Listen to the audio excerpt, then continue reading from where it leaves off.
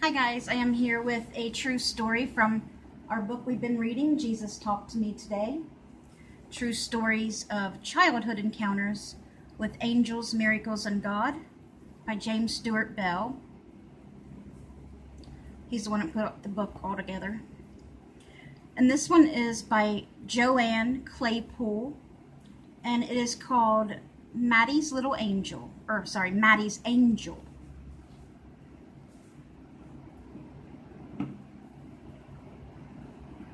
My 5-year-old son Matthew and I accompanied my father while he went to the doctor. Now the fresh diagnosis, lung cancer, haunted our drive home and melted any thought of our stopping by the local ice cream shop on the way. My head pounded, my heart ached. I gripped the steering wheel and prayed, God, please help him. Please, I love him. I hoped I'd wake up, but it wasn't a dream. Dad had only a few weeks to live. Wow, must have been really bad. Must have caught it late. Tears streamed down my face, and my normally happy heart felt empty. 1,000 thoughts swarmed in my mind. One rang the loudest. Lord, please be with the children while we're in this valley. Only one sentence broke my silence. It fell out of my mouth as if I too were a child again. Daddy, please don't leave me. Come on now, no more tears. He handed me a tissue and winked. You know where I'm going. Matthew sat in the back seat. His head was bowed and his hands pressed together. But where are you going, Poppy? I thought you liked it here. I looked at my youngest son through the rearview mirror. He loves his grandfather. How am I going to tell him? I managed a coherent answer. Mattie, Poppy's sick. We need to say lots of prayers for him. He looked up for a moment. His brown eyes widened. I bet some chocolate ice cream would have made him feel better. Not today, Matt. Don't worry, Mom. You always say we have guardian angels watching over us.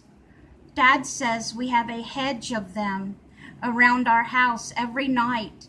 Maybe Poppy's angel is tired and forgot to do his job.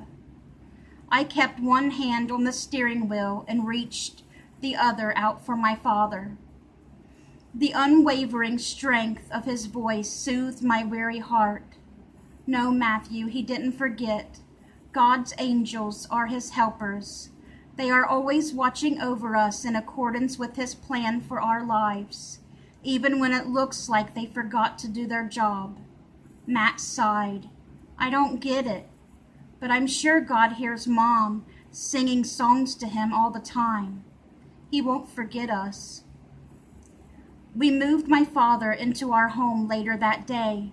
I read Psalms and sang to him every morning. My 3 sons sat on his bed after school and listened to his war stories. My husband played cards with him at night. Priceless moments of unexplainable peace in the midst of this storm filled us during the 2 weeks that followed. Early one morning, Matthew walked into the kitchen after his 2 older brothers had left for school, telling me about an experience he and one of his brothers had. Cliff and I watched Poppy lift his arms up toward the ceiling. We heard him whispering, Cliff. Said he wasn't speaking to us. Poppy waved, pointed at the bedroom door, and then he told Cliff to sit on the bed. You are blocking my view of the angel behind you, he said to us. We both turned to look, but we didn't see it. I set my coffee cup on the counter and smiled for the first time in 2 weeks. A rush of warmth filled me. Hundreds of tiny goosebumps raised on my arms. I didn't understand why I felt comforted, but I welcomed this odd reassurance as a sweet sign from heaven. Matthew skipped across the tile floor and began to giggle. Poppy said it smiled at us, and it looked like Cliff. I asked if my angel visited him, but he said not yet. I wonder what it looks like. I scooped him up and kissed his forehead. Of course, it smiled at you. You're the cutest 5-year-old on earth. Later that evening, my father's restlessness settled. I managed to slip away from my constant bedside vigil to snuggle with my boys during our evening prayer time. I tucked Mattie's covers around him, kissed all the boys good night, cleaned the kitchen, and finally dragged myself to bed at midnight. The sudden thumping of someone running toward our bedroom at 3 a.m. startled my husband and me. We threw our tangled sheets to the floor and bolted toward the children's rooms. Trembling, Matthew met us in the hallway. He leapt into his daddy's arms. I couldn't sleep. I finally prayed and asked God to take care of Poppy. If he decides to take him home to heaven, I told him I'm sure Mom would like to know her daddy will be okay. I also asked him to help me believe it too. Then I heard a low swooshing sound. I opened one eye, peeked out from my covers, and Mattie pointed to his bedroom doorway. He stood right there. I thought it was Dad. Then his wings started to flap. The hallway lit up with an orange glow. He wore a whitish gold robe. I pulled my blanket up over my head, shut my eyes tight, and yelled for Mom. That's when my angel disappeared and I ran. My heart leapt. It had to be a dream, I said, but my heart already believed something amazing had happened in our home. My precious boy's innocent heart moved my spirit to believe in those miraculous moments. He was here, Matt insisted, and I want to name him James. God, your angels really are here with us. Thank you, Lord. That's funny. That little boy. And I want to name him James. He's given the angel his own name. Maybe that was his name. He felt it. Matthew hugged me tightly. I love you, Mommy, he said and yawned. He said our third round of prayers, and his dad tucked Matt in again. As we walked out of his room, he squealed, Mommy, I think Poppy asked my angel to come for a visit. What do you think? I laughed. I think you're my favorite 5-year-old. I love you. Now go to sleep, sweetie. Peace enveloped me.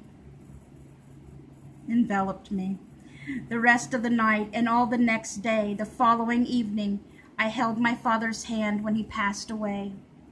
At his memorial service, I reached into my purse for a tissue, but pulled out a piece of paper, a note written by my dad on the same day I had taken him to the doctor. I smiled and read, Thank you. Love always, Dad. Stop it. My tears flowed as I stared at my first hero's last words.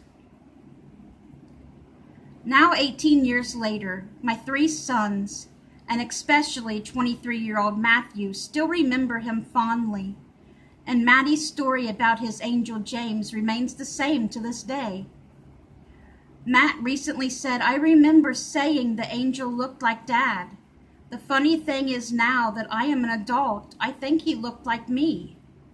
My father always believed love never fails. God's love is always with you, he said. It will carry you through life's valleys and strengthen you along the way, and his angels will always be near to watch over you every day. Even when I walk through the darkest valley, I will not be afraid, for you are close beside me. Psalm 23:4. May God bless you.